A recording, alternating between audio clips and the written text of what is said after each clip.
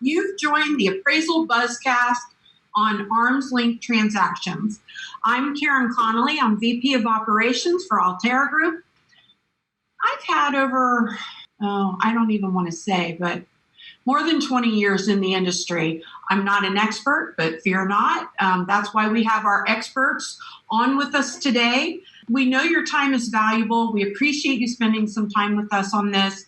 We hope today's topic on arm's length transactions is informative and it provides you with some entertainment while you're on your way to the next comp or subject property, or if you're just sitting in your office doing your analysis.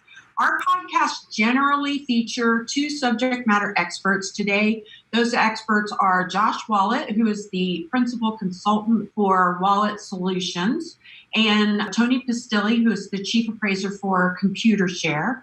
These podcasts are free to you due to the generosity of our great sponsors like Solidify. Solidify is redefining the customer experience. Each appraisal is performed by the nation's top performing appraisers. Solidify's national appraiser network is comprised of committed professionals who go above and beyond for both the lender and the homeowner. Their top appraisers are in turn rewarded with more exposure and more assignments that enable them to grow their business. Solidify ensures the right appraiser on every order every time. You can find out more at solidify.com. So, Josh, let's start with you. Would you give a quick peek at your experience and involvement in the industry? Sure. Yeah, thank you. And thank you for having me. I hope this is really interesting to people and kind of promote some good discussion and understanding. So I am a certified appraiser. I'm out of Colorado, and I am doing short and long-term consulting related to compliance and valuation. So I do work for appraisal firms, for vendor management companies, lenders, tech companies, education providers, and it looks different for each client. So sometimes I'm providing education, sometimes I'm designing or revising forms or coaching appraisal firms, looking at efficiency or methods and things like that.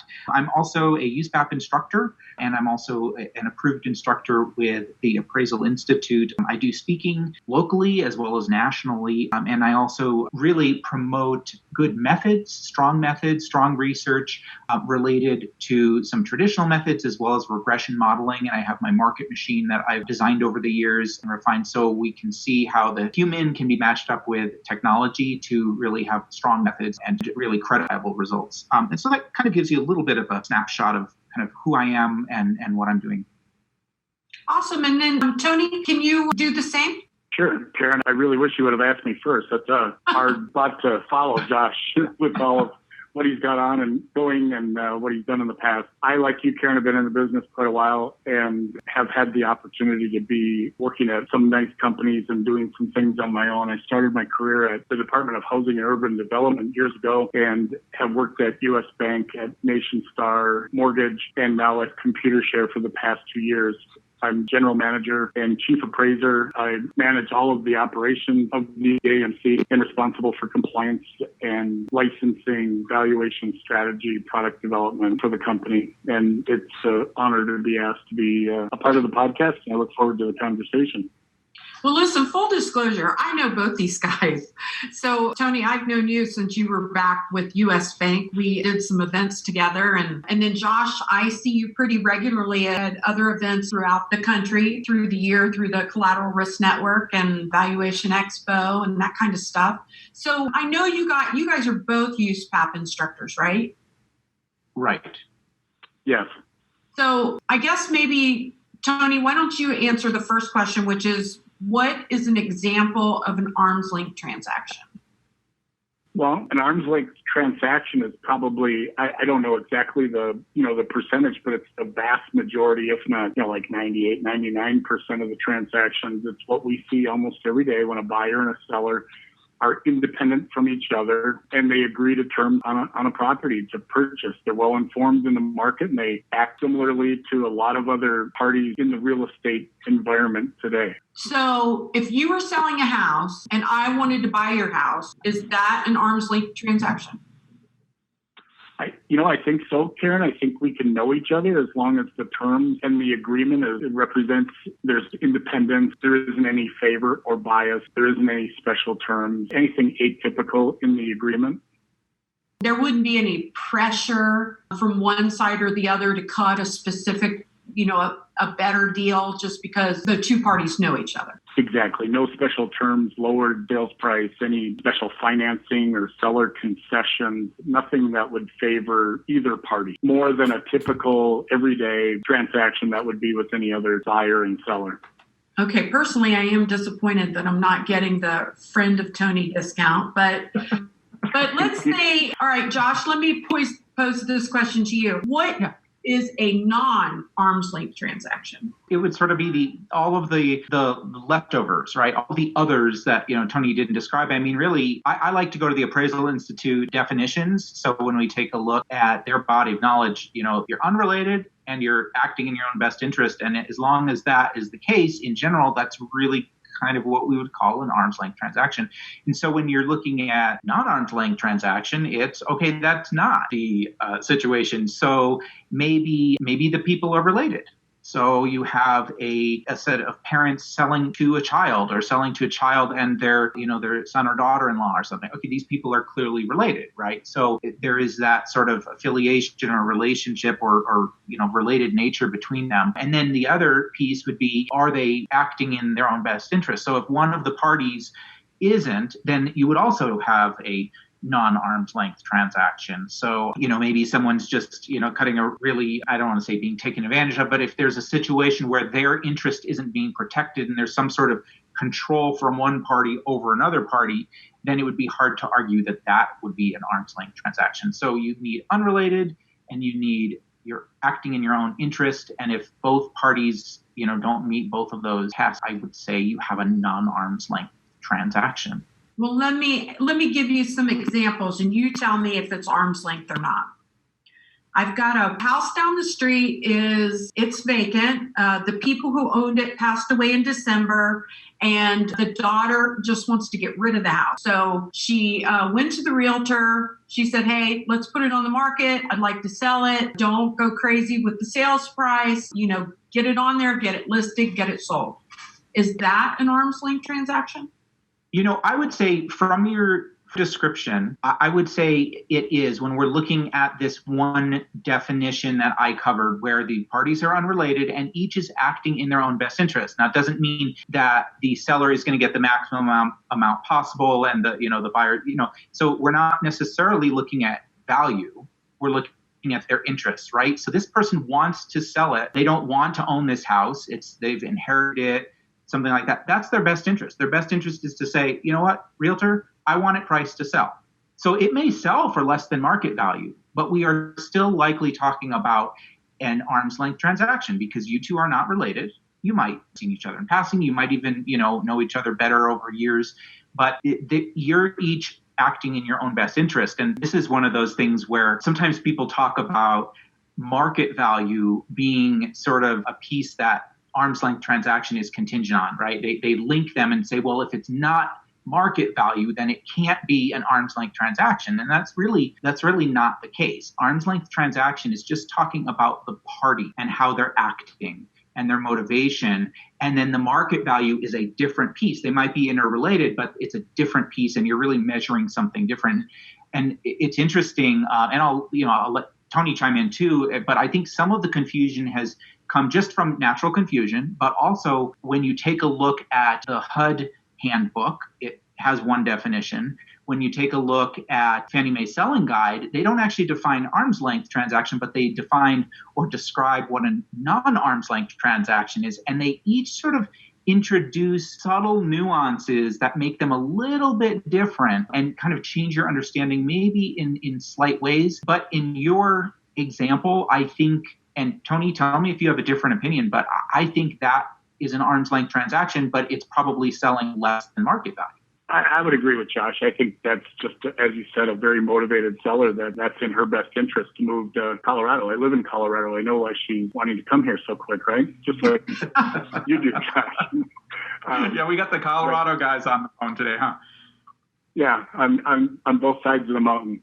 Yes. And very good point to separate market value from sales price. A motivated seller may, sell a property at a price that is below market value. That's not always an indicator, but it should be a red flag when you see a value as an appraiser or a sales price as an appraiser that is much different than market value. And then that should be the indicator maybe to check and see, verify if it is for sure an independent transaction, an arm's length transaction, or if there are other things included, or if there are parties that are related. Understand the terms of the transaction a little bit better. Yeah, I agree that understanding the terms and sort of, going through that verification process, and the Fannie Mae selling guide hits on this too when they're talking about non-arm's length transactions. I think shortly after that section, they talk about the importance of verifying the sale. Look, it's almost like regardless of what label you put on it, which obviously labels and words are important, but the more important piece is you have to understand the sale. What happened in this sale? Regardless of whether you're disagreeing over some sort of nuance of whether it's arm's length or not, it's okay. Well, but what are the circumstances, and can you rely on it for to be a comp, let's say, and is that value really reflective of or is that price really reflective of market value? One of the things I think that has kind of muddied the water a little bit is the UAD coding, and there's nothing wrong with UAD. I don't have anything against it, but some of the nuances between types of sales, motivations of sales have kind of become lost, and it's oversimplified, which is what you do when you're coding things and having drop downs. It has to be oversimplified. But for example, you could have an estate sale and it's also arm's length. Okay, the party, it's being sold from an estate to someone else. They're not related. Everyone's working in their best interest with whatever their particular motivation is. And it's also arm's length. And I mean, it is arm's length in that way. But because the UAD is set up to choose go top down and choose the first one, you choose estate and you don't choose a second one. So that's where understanding the sale and really describing it within the appraisal report is important. And in fact, some cases, it may never make it to the appraisal report because you look at it and you say, well, the circumstances of the sale lead me to believe that the price isn't market value, and so this isn't useful. So that's important in that aspect too. And Fannie Mae always has in their selling guide that importance of verification of sales. So that's why one of those reasons why it's really important to contact agents, really get some of the nuances and details so you know whether it's reliable to use or not. And when so the arm's length transaction is critical from the point of view of the subject property, but it's also critical from the point of view of the comps that you choose for a property. So are there particular red flags that you might see in the review process where when you're looking through an appraisal, it's easy to identify which properties are arm's length or non-arm's length? I guess that question would go out to either one of you guys. Well, I think reading through the report and tell me if you think something differently, Tony, because I know you've had many, many years of reviewing more than me. But, first of all, if it's a lending appraisal, there is there's the codes, of course. So, I mean, if it says it's non-arm's length or if it says some other type, then the reviewer or the user of that report is probably going to look for more details. So I think from the standpoint of an appraiser who's doing the research and writing the report, there should always be some details if they're using something that's just not, and I'll just use the colloquialism of an ordinary sale. If they're using something that's a little bit unique in some way with all these different motivations we're talking about, then there should be an explanation of, well, why did you use it then? So if it is an estate sale, it probably makes sense from a reviewer's perspective and a user's perspective. We're saying, okay, this is our audience. What would our audience expect to understand and read from our report? And they're going to look and say, okay, well, they used an estate sale. Let me see what type of verification, what type of details and circumstances surround this transaction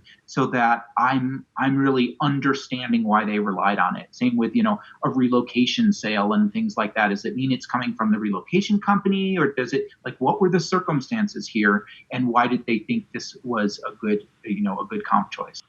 Yeah, I would agree, Josh. And I just want to point out, I've heard this, you have many, many more years of review experience, and it sounds an awful lot like a euphemism for you're really old.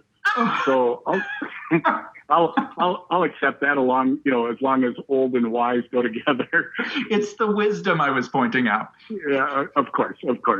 I totally agree. And I think for a reviewer, it would also be a good idea.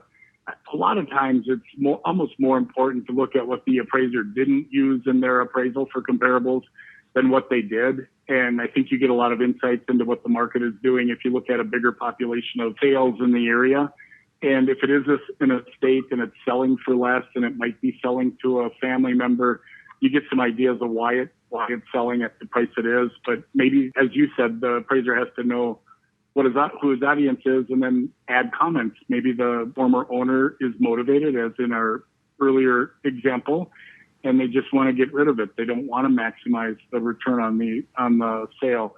Or maybe it's an older individual that hasn't maybe updated in recent years, and there's deferred maintenance, or the condition of the property isn't consistent with other homes in the neighborhood. So that's incumbent on the appraiser to provide that story to the intended user and make it plausible why it's selling at the price it is, if it is a arm's length transaction or not. Let's go back to the years following 2008, the last mortgage crisis. And we had this flood of REO foreclosure properties on the market. Are those properties arm's length transactions or not? I think they are. And I think it's important, Karen, to separate sales price from market value from arm's length or non-arm's length transactions. There's a lot of reasons that buyers and sellers are motivated to enter into a transaction. And as long as it's an independent transaction, it can sell. The sales price can be different than market price, and it can still be a very legitimate transaction in the market. All right. So let's take a quick break and hear a little bit from our sponsor, which is Data Master. When was the last time you wanted to work more for less? The appraisal industry is headed that way. We have to do more for the same money, and now you have less time to yourself. Data Master can change that. With their easy-to-use software, Data Master lets you spend more time analyzing and less time typing. Plus, you get more information than other data import products. Head to www.datamaster.com/buzz to learn how you can save an hour per report.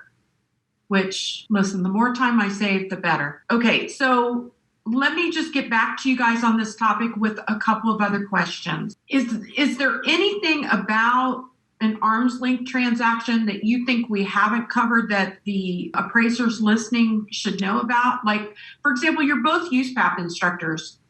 What is the USPAP guidance on arm's length transactions? Well, right off the bat, I mean, USPAP in general stays away from, sort of exactly, what methods you follow, right? So in general, it does kind of step on some methods and techniques here and there, but it's mostly sort of standards that you need to live up to. But one of those standards does relate to verification of data. So you're collecting and you're verifying data according to the intended use. So there are certain types of assignments where the scope of work might not actually include verifying sales data. Most of what we do, that's not the case. We do have to verify the sales data, but there could be certain types where, we're just finding a lot of different comps and we're just providing those comps and we're not actually verifying the data. We're giving a very large range and things like that. That's very, very unusual. And there would still be some sort of verification, but maybe not what we're used to in lending appraisal. There's situations where you do certain types like eminent domain and other types of assignments where the verification is from very specific party, and then you have others like in lending where there's a variety of different parties where you could verify that data. So you could verify the circumstances behind the sale. But USPAP leaves it pretty open to accommodate all of those different types of assignments.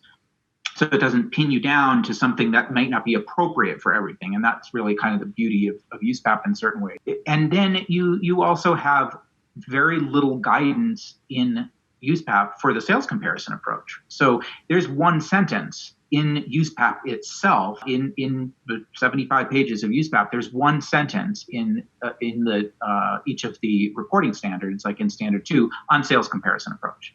So it doesn't tell you this is how you go about doing your sales comparison approach, and this is how you have to find comps, and this is how you have to verify. It doesn't walk you through. And really, then what you do is you look to your assignment conditions, you look to your HUD handbook, you look to your Fannie Mae selling guide, you look to your client instructions and say, okay, because I'm agreeing to do this type of assignment, I'm agreeing to do this level of verification on sales. And then you also have to look at what is the type of value you're trying to arrive at, because even though it's separate from the market value definition, it is interrelated in trying to figure out, well, if you're trying to figure out a different kind of value other than market value, then it's probably important that you really do understand the motivations in each of these comp sales to understand that you're arriving at, you're solving the actual problem. So, Tony, did you have anything different or better to add there? I don't know if I've done a good job there. Nothing different or better, Josh. I think it's also important to understand that in USPAP, if we're talking about USPAP, the obligation for the appraiser to review and analyze the current contract and then the previous listings of the property as well. And I think that provides insight into whether or not the property is being sold through an arm's length transaction or not. Oh, that's a good point. So let me give you an example. Tony and I are brother and sister, and I'm buying one of Tony's rental properties. And we've, come up with a fair market value for the property. Does that qualify as a arm's length transaction or not? In that case, it would not be an arm's length transaction because you're related. Okay, so remember we have those two components. You have to be not related, and you have to both be acting in your own best interest. So you might both be acting in your own best interest in that case, but you're still related. So we wouldn't call it an arm's length transaction. Now, it doesn't mean that, we do some sort of research and we talk to the parties and it turns out you both got an appraisal on it and you both agreed to a market value price, and it might be great for comp in certain circumstances, but we just wouldn't call it an arm's length transaction. And that was going to be my next question is even though that's not an arm's length transaction, could you use that as a comp to determine market value on a different property? I think the potential is there for it.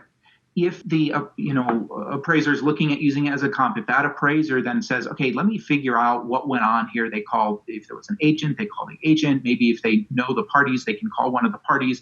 And you say, look, we had appraisals done on it.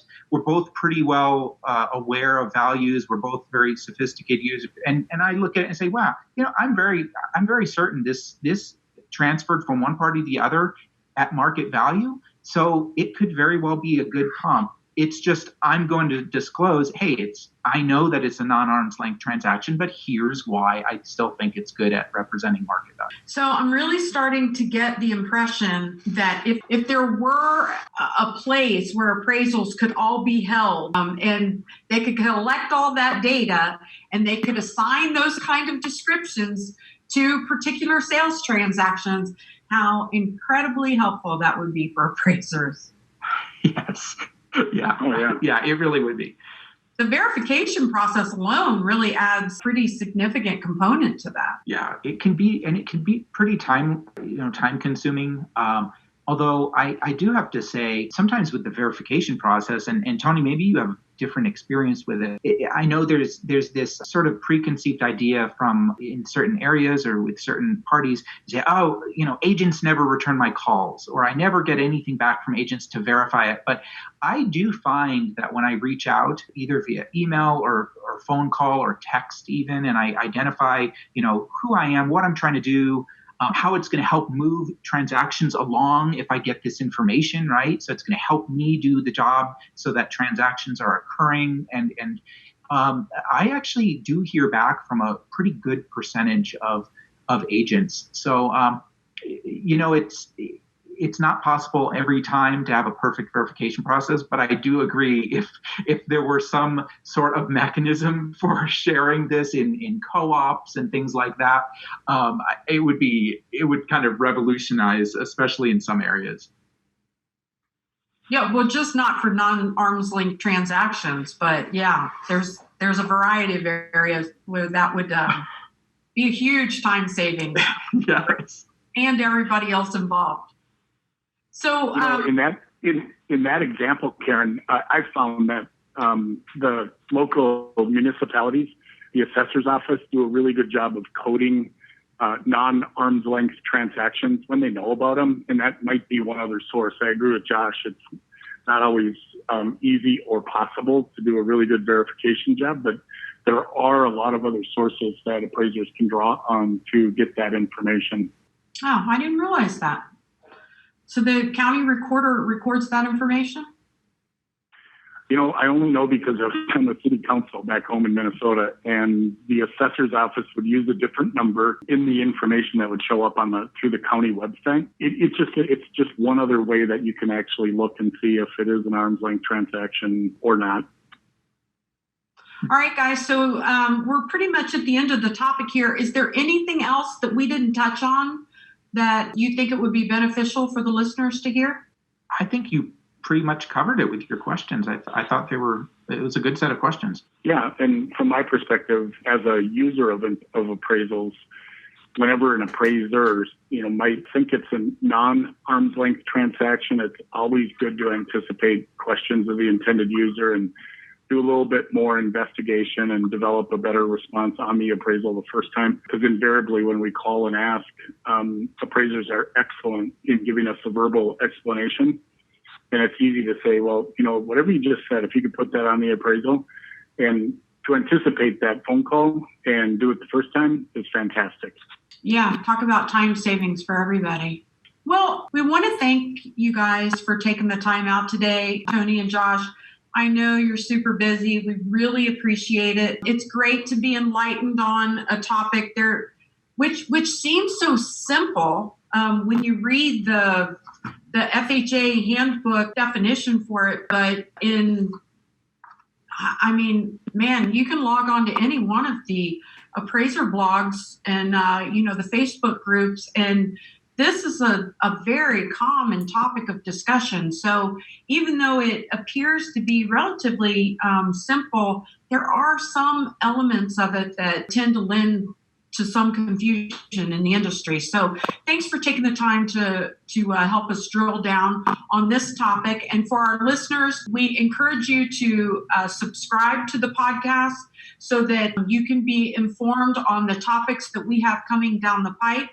And with that, we just like to say, hey, everybody stay safe out there, be careful, and we will see you soon. Thank you, Ken. Thanks.